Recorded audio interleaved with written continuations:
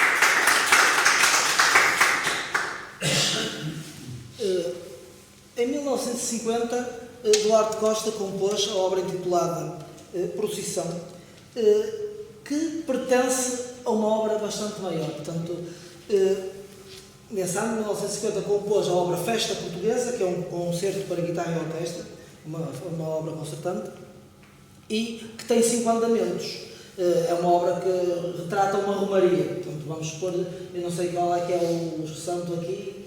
Rainha Santa Isabel. Rainha Santa Isabel. Vamos supor que fazemos aqui uma romaria à Rainha Santa Isabel. Então havia a chegada dos romeiros, depois a procissão, que é a chamada dos romeiros ao mundo profano, depois seguia-se o arraial, depois a serenata, que hoje em dia tem os grupos a tocar, na altura não havia nada disso, e depois a despedida.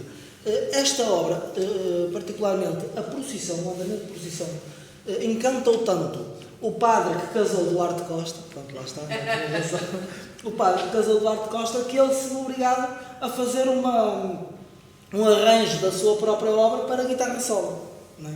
Então, vemos aqui já Duarte Costa, em 1950, casado, não é? E a fazer obras, não é? Para agradar ao padre.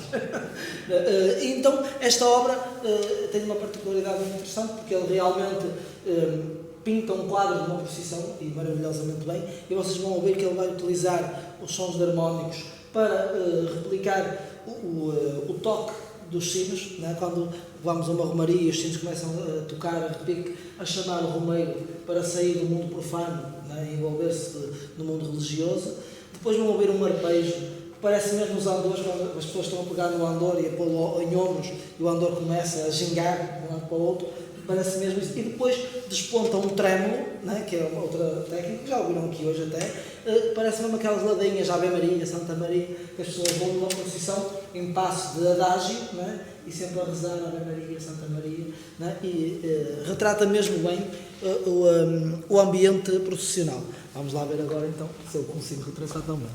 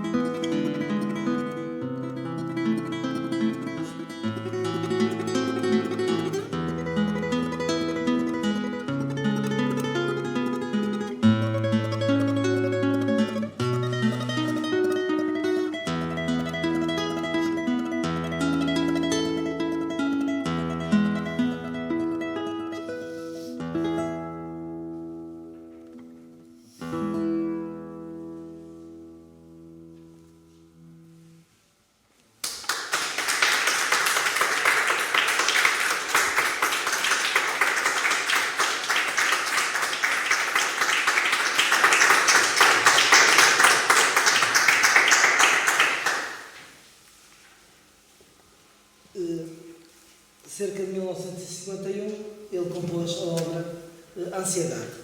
Mas esta ansiedade não é aquela ansiedade má que nós tínhamos quando estava aí o Covid a atacar, toda a gente ficava ansiosa, não é? Podíamos apanhar o Covid, podíamos morrer.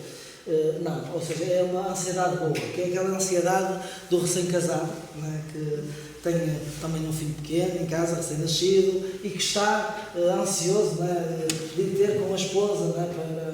Para ter com ela. E eu tenho aqui algumas dicas que me dizem isso, porque, por um lado, é um momento musical.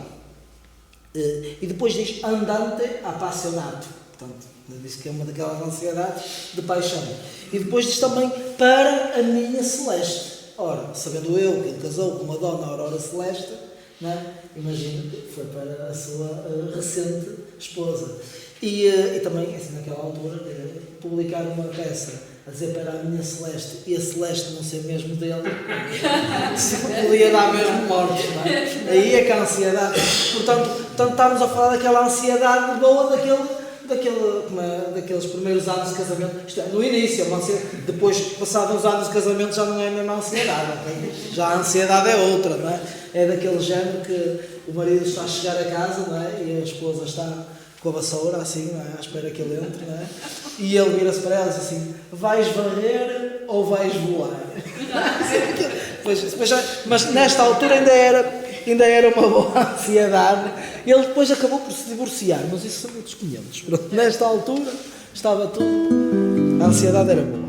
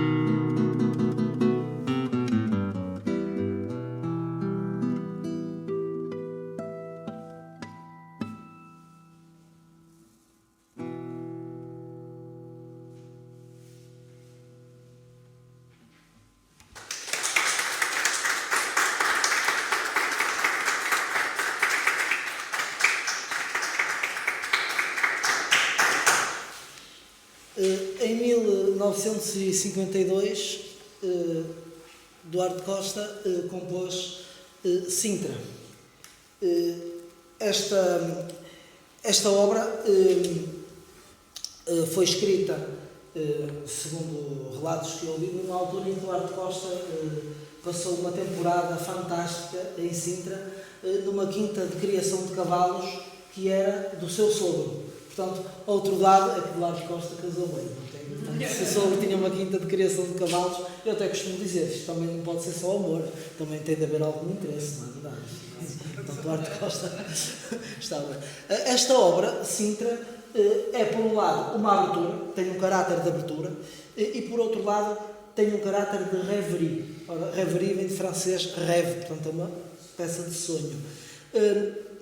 Eu costumo dizer que a arquitetura musical, as obras musicais são como as obras da construção civil, não é? Tem secções, não é? Portanto tem estrutura. E portanto eu lanço aqui um desafio que é para vocês estarem atentos, tentarem perceber onde é que será a primeira secção, onde ela é uma abertura, que realmente tem aquele caráter de abrir um ritmo marcado, porque abre para chamar a atenção, porque a seguir vão tocar-se óperas, não é? A abertura das óperas, não é? É para isso que serve a abertura, para pôr as pessoas em sentido, não é? E depois, onde entra a rêverie, que é nas duas sessões seguintes. Esta obra tem três secções, portanto, estejam atentos a ver se percebem as mudanças de secção.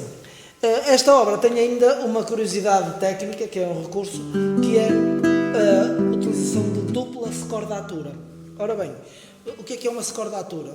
Como vocês devem imaginar, este instrumento não apareceu aqui do nada, tipo alguém apareceu, olha, vamos fazer aqui uma forma de 8, pôr aqui umas cordas e pronto, e sai a tocar, não é assim, portanto, estes instrumentos vão se desenvolvendo, não é? Portanto, nós temos aqui, por exemplo, a viola toeira de Coimbra, não é? Que, não é? Ou seja, terá dado contributo, como as violas braguesas, as violas amarantina, por todo o mundo há uma série de violas de arame que foram evoluindo, não é? E transformando os instrumentos. A determinada altura, os músicos acordaram entre si, portanto, fizeram um acordo, portanto, acordatura, não é? Que a afinação da guitarra seria Mi, Si, Sol, Ré, Lá, Mi.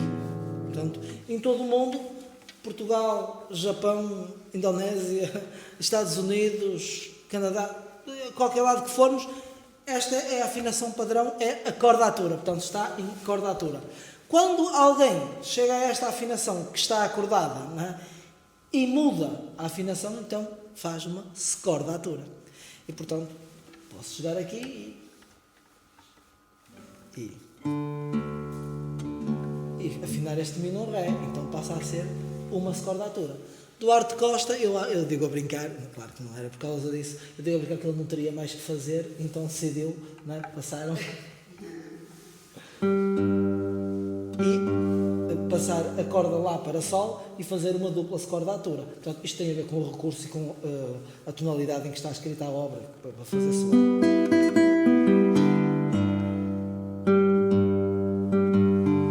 Portanto, como devem ter ideia, isto agora mudam, as notas mudam todas de sítio.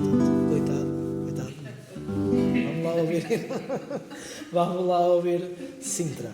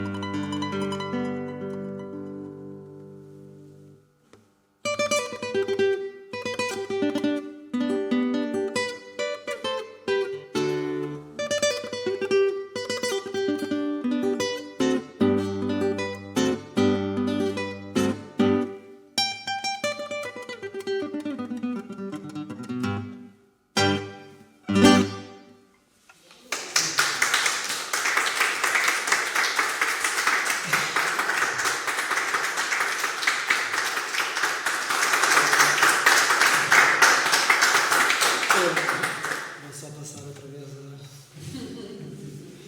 Não vamos esquecer. Estou certo?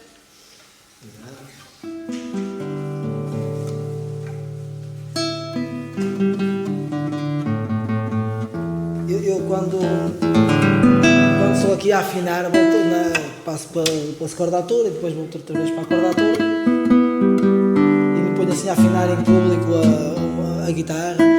Eu lembro-me sempre da técnica do penalti. Não sei se vocês já ouviram falar da técnica do penalti, que é uma universidade americana, penso que foi Harvard, fez um estudo sobre as hipóteses que tem um guarda-redes quando está à frente a um penalti, para defender uma bola de penalti, e chegaram à conclusão que é tão rápido que o que lhe resta é adivinhar. Portanto, não há hipótese, não há técnica perfeita. Então, ele tem tantas probabilidades de defender, se atirar para a direita, quer se atire para a esquerda, quer fique exatamente no mesmo local. Portanto, as probabilidades são exatamente as mesmas. E agora vocês dizem assim, bem, mas eu quando vejo um jogo de futebol, muitas vezes no penalti o guarda-redes atira-se para um dos lados. Pois é, está a mostrar serviço. É como eu aqui, né? Eu também aqui estou aqui a afinar, né? Mas isto é para mostrar serviço, porque a guitarra é um instrumento que demora 30 minutos a afinar para tocar meia hora desafinado. Então, estão a ver como é que é? Portanto, isto é tudo psicológico, estão a perceber? Para mexer com o psicológico das pessoas. E eu estou aqui a afinar e vocês assim, o aire está ali a afinar e tal. A guitarra agora é que vai ser e tal, não é nada. Quem disser que sabe afinar, que consegue afinar uma guitarra, é porque também não consegue afinar um cavaquinho e um alaúdo, não consegue.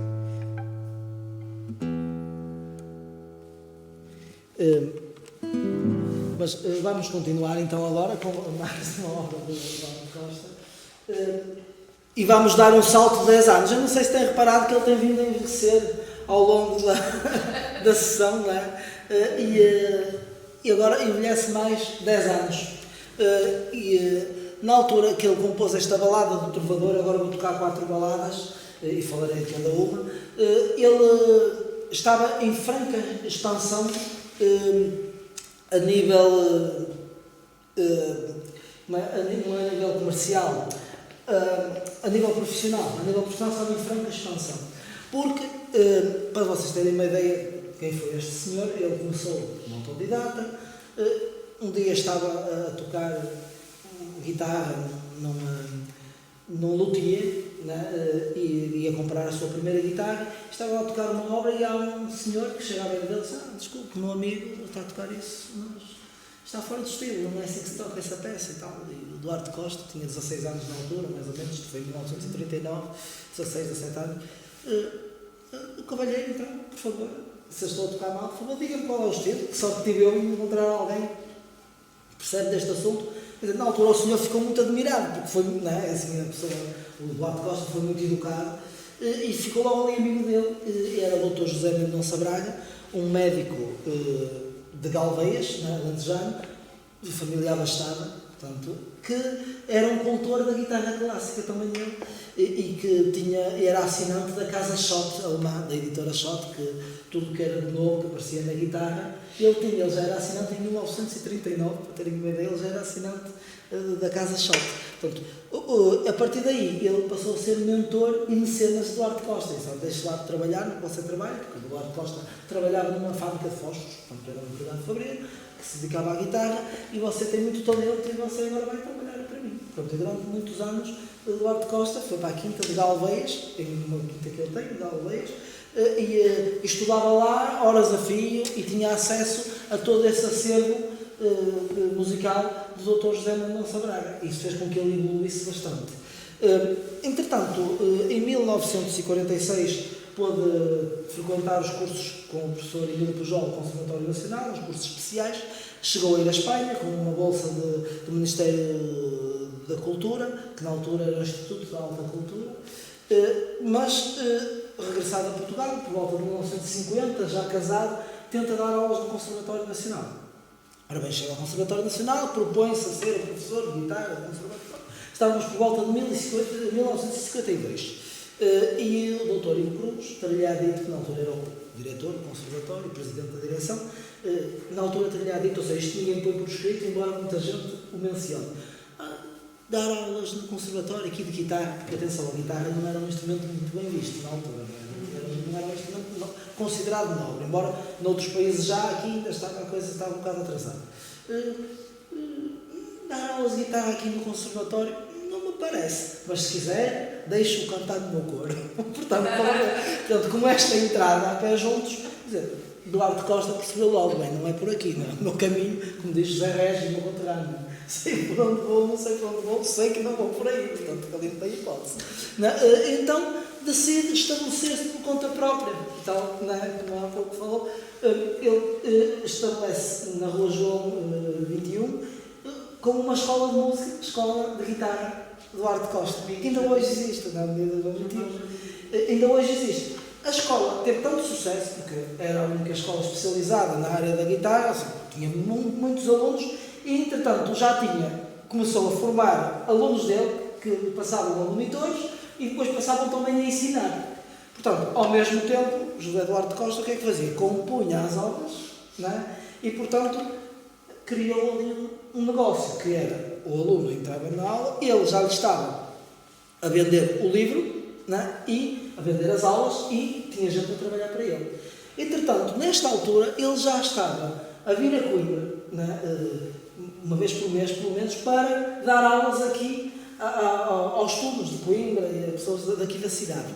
E eu fiz algumas entrevistas aqui há uns anos atrás, quando fiz o mestrado, também foi Eduardo Costa, e ele, dos entrevistados, que é o pai aqui, que na altura, disse, eram 400 alunos, assim, 400 alunos, o doutor não está fodido, 40 talvez, não está a ver, seria ali para o auditório, né?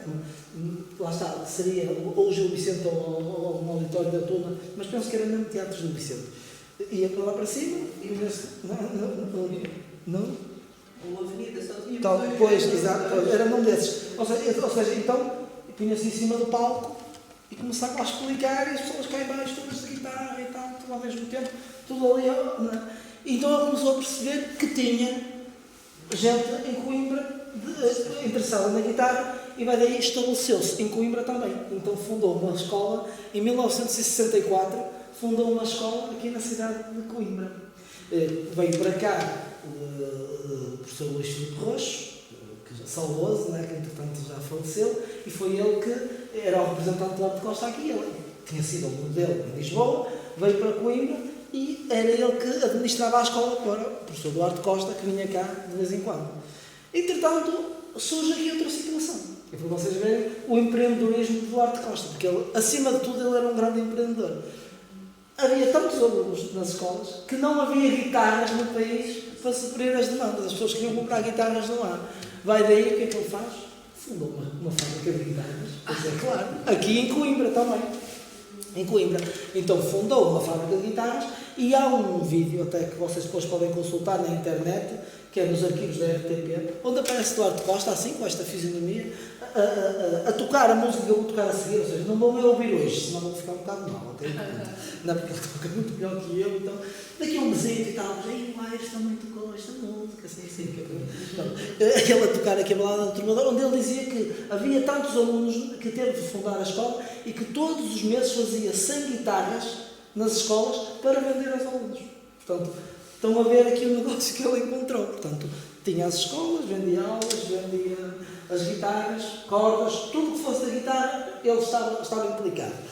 E fez o mesmo, uma coisa que eu também, que fez o mesmo no Porto, em 1968, e em 1973 também abriu uma escola em Faro. Portanto, ele antes do 25 de abril de 1974, ele tinha um franchise de guitarra. Portanto, era ele e o McDonald's. Okay? Portanto, para vocês terem a ideia do espírito empreendedor de Duarte Costa. Vamos então ouvir a balada do Trovador, que de resto vocês que são cá, ou seja, quase sinto-me um bocado aqui a contar o Padre Nosso ao Vigário, não é? Porque vocês vão perceber que esta balada do Trovador remete um pouco até para o imaginário aqui de Coimbra, não é? Inspirada, nota-se que há uma certa inspiração de Coimbra.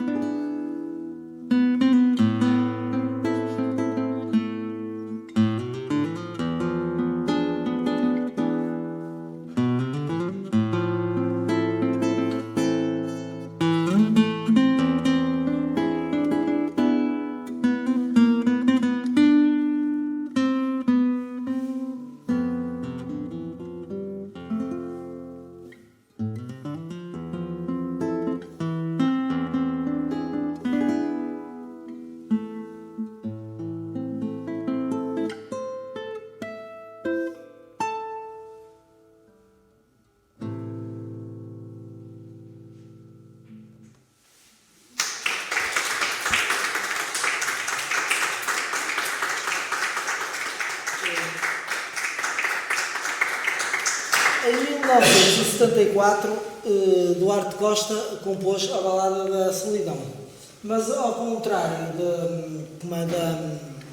da altura em que compôs a Balada do Trovador, se ele estava muito na altura, muito feliz na altura como a nível profissional, esta altura é uma altura algo complicada na vida profissional de Duarte Costa. Porque, reparem na data, 1974, e é o 25 de Abril, em Portugal, liberdade, e muito bem, e fantástico para nós. No entanto, como eu costumo dizer, eu já li muito, e baseado no meio, nem o mau não é todo mau e o bom não é todo bom. Portanto, o bom também traz algo de mau e o mau também traz algo de bom. E realmente houve aqui situações complicadas para Duarte Costa. Por um lado, pela retórica que ele utilizava, porque ele, além deste empreendedorismo todo na guitarra, também escrevia. Portanto, ele tem um livro que se chama A Verdade Não é Crua, e realmente quem ler aquilo, assim, bem, isto aqui é salazarismo, bolorento, não é?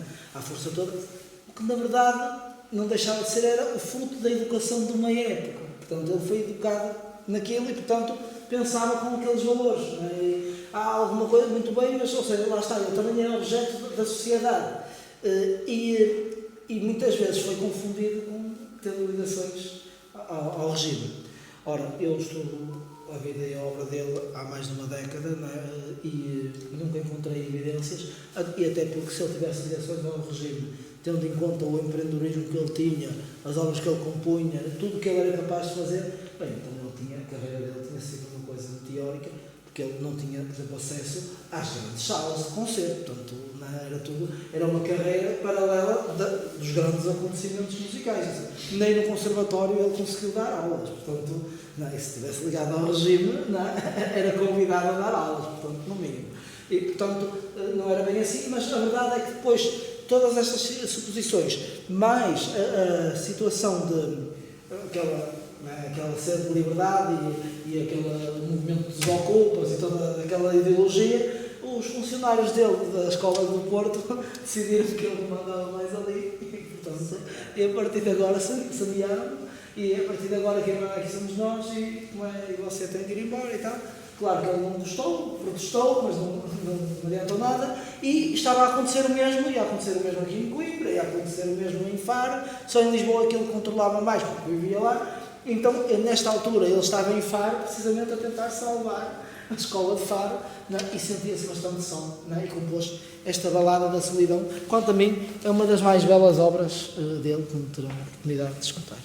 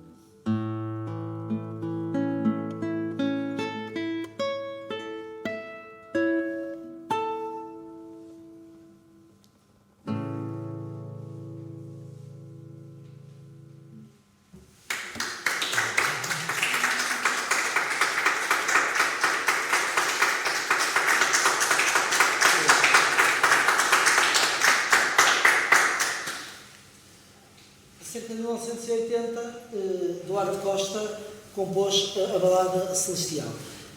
Quem conheceu Duarte Costa naquela altura diz que ele era uma pessoa muito extrovertida, era muito brincalhão, mudou muito. Estas agruras que ele teve, fizeram com que ele passasse a ser uma pessoa mais centrada em si mesmo, mais cautelosa, muito reflexiva. E diz que na altura ele parecia que se queria conectar a uma energia superior, ou seja Deus, seja as pessoas entenderem. E realmente esta balada celestial tem um pouco este que é de metafísico. Vocês vão ouvir que ele utiliza este tipo de técnicas, de harmónicos para, parece que quer transcender, ir para lá do que é físico e procurar encontrar uma inteligência superior, talvez para ver como é que saía daquele problema em que estava. E é curioso que esta obra esteve durante muitos anos desaparecida, só apareceu agora há 2 ou 3 anos. Estávamos na altura da pandemia, sabia-se que ela existia, mas ninguém conseguia encontrá-la. E entretanto faleceu o filho de Duarte Costa e foi encontrado nos caixotes que tinha lá numa cave, ainda em Oxálide, que era um sistema que eles usavam antigo, e pronto, e pouca gente terá tido acesso e pouca gente tocará esta música, portanto deve ser a pessoa que toca isto melhor. Não há mais ninguém. Falta.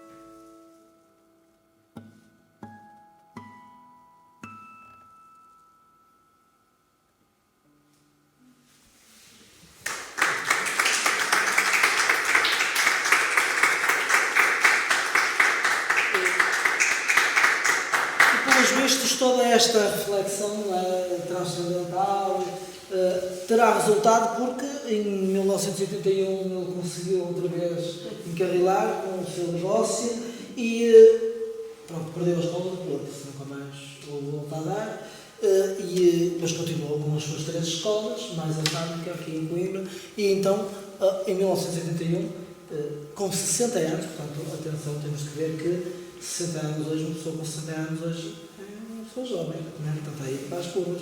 Naquela altura, em 1981, já estava ali a bater a esperança média de vida, então já estaria quase a viver uns anos à cova, como se diz na minha terra, e portanto a maior parte das pessoas estava assim em Portugal, e ele em 1981 ainda estava aqui a escrever a balada do sonhador e pronto para grandes lides. E esteve até que depois teve a doença de Alzheimer e acabou por falecer passado 22 anos desta altura, portanto faleceu com 82 anos, né, com Alzheimer.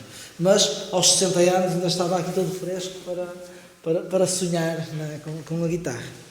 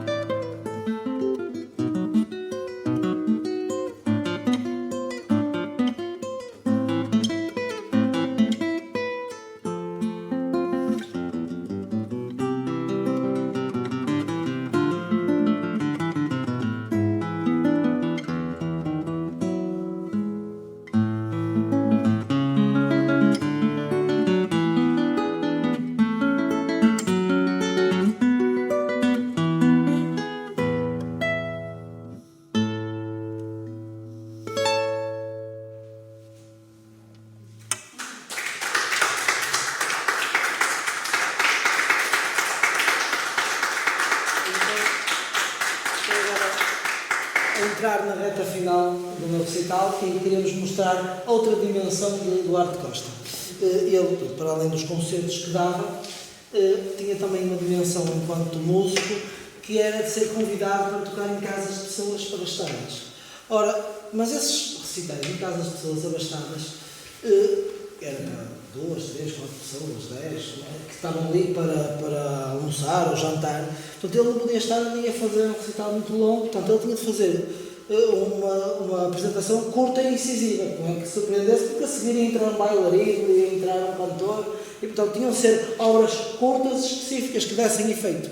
E vai daí ele compôs esta obra, Chula, que é inspirada no folclore tradicional português. E atenção, porque o folclore são todos os usos e costumes de um povo, como eu já vou ilustrando, portanto não é só na música, né? Portanto, tudo é folclore e tudo serve para inspirar um artista. Esta Chula é uma obra, uma dança que quem já viu é aquela...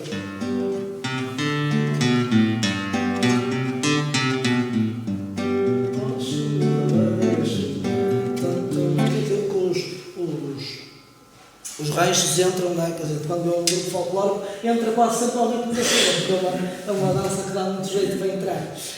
E ele usou este ritmo e adaptou à guitarra e fez uma obra original para a guitarra, utilizando também a dupla scordatura.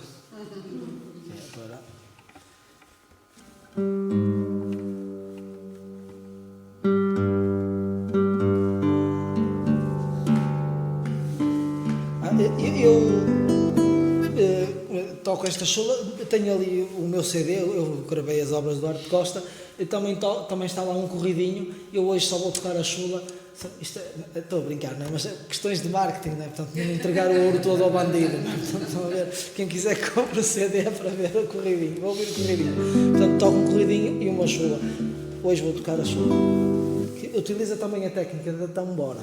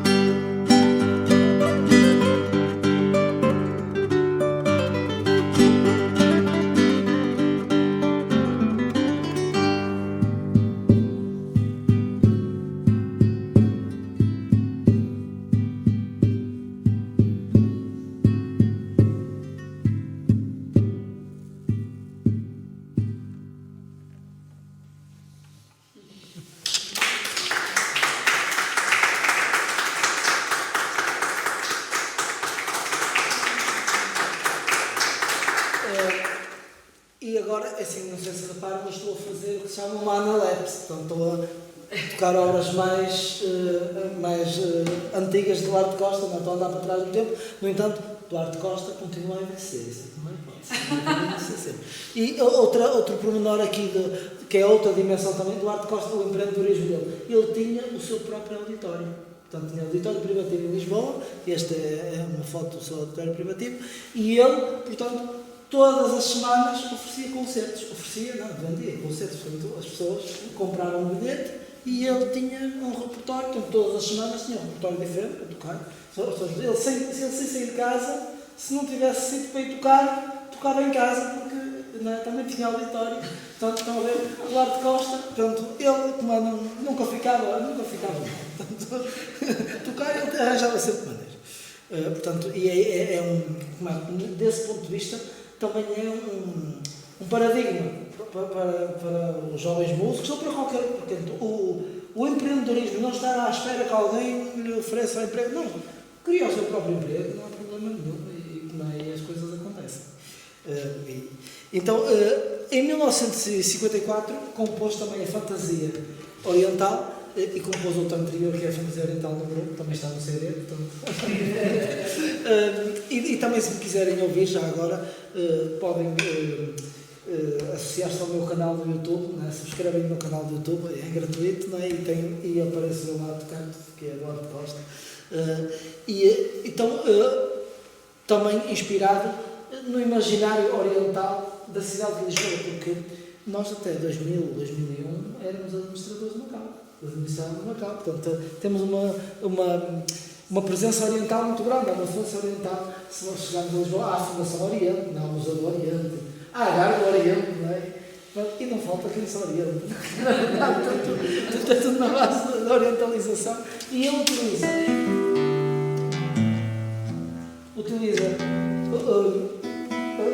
as quartas perfeitas que existem na guitarra, o intervalo para aludir àquele imaginário chinês das pessoas que já são da minha idade ou mais velhas, lembram-se do chinesinho e pau-pau ali para a sala dentro, não é? E depois utiliza também que são melodias melismáticas, são os melismas árabes, portanto, por isso é que a fantasia é China ou árabe. Portanto, o desafio que eu vos faço é estejam atentos onde é que ela é China e onde é que ela é árabe.